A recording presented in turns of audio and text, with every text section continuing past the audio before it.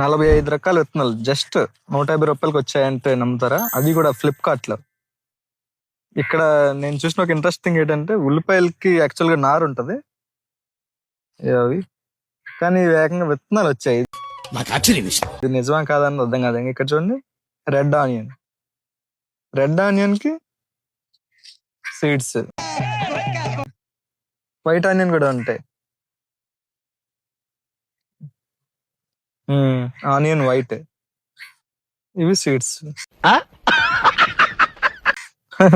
ఇవి నాడతలేదు. ఈరోజు చూద్దాం.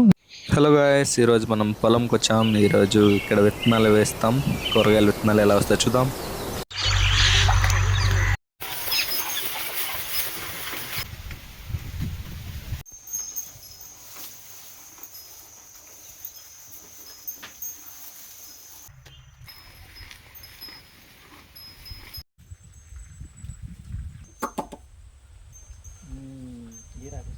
ఇక్కడ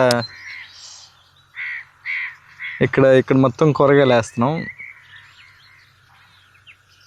అక్కడ మా బ్రదర్ తవ్వుతున్నాడు. ఇవి ఇక్కడ చూపిస్తాను. ఈ 7 వరుసలు కూడా బెండ మొక్కలు వేసాం. యువతలు వచ్చేసి ఈ కూరగాయలు, ఈ విత్తనాలు. ఇవి నాడతలేదు, తెలియదు మా ఫ్లిప్కార్ట్లో. ఇవైతే పాతవి, మా ఇంటి దగ్గర ఉన్న విత్తనాలు.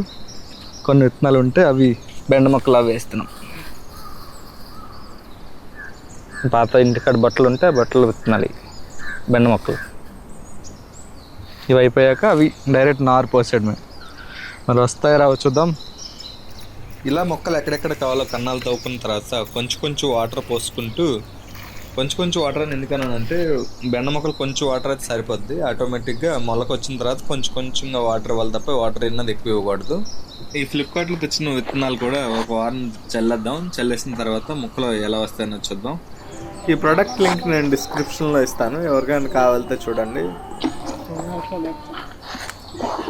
ఈ విత్తనాలు కొంచెం ఒక్కొక్క విత్తనం బాగాలేదు, అందుకని కొంచెం ఎక్కువ పెట్టేస్తున్నాం. 5 విత్తనాలు. గార్డెనింగ్ కోసం ఫ్లిప్కార్ట్లో ఎప్పుడైనా విత్తనాలు తీసుకున్నారా? తీసుకుంటే కామెంట్ చేయండి ఎలా వచ్చాయన్నది మొలకలు. ఇదే ఈ రోజు వర్క్ అయితే 3 days తర్వాత మొలకలు ఎలా వచ్చాయన్నది చూపిస్తాను వీడియోలో. వీడియో కనుక నచ్చినట్లయితే తప్పకుండా లైక్ చేయండి. బాయ్.